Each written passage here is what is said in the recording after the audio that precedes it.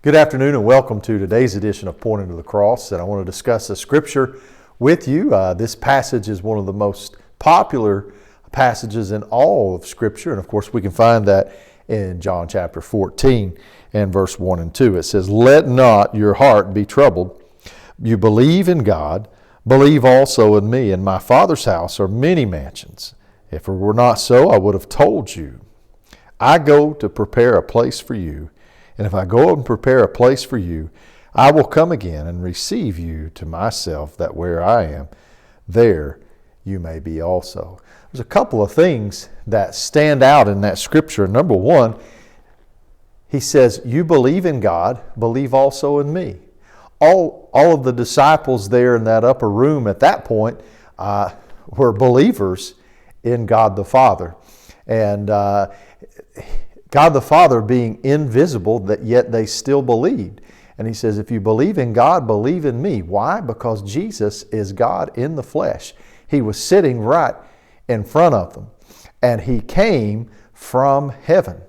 He is the Son of God. And in verse 2, he tells them, he says, listen, if in my Father's house are many mansions, many rooms, many suites, and if it were not so, I would have told you.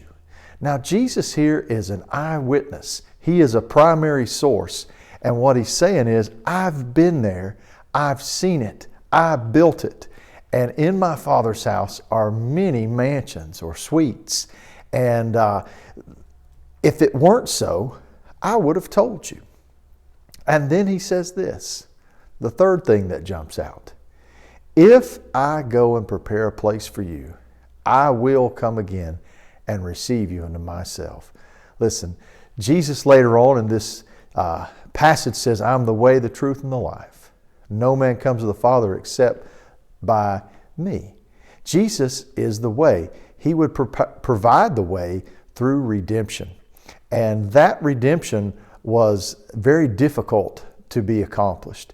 And do you think that Jesus would go through the difficulty of the cross and providing redemption for humanity and not come back and receive those redeemed who have believed in Jesus Christ to himself and introduce them to the kingdom of heaven?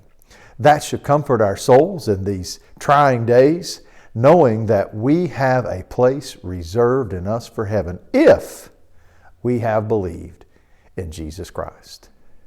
Thank you for joining us, and we'll see you next time on Pointing to the Cross.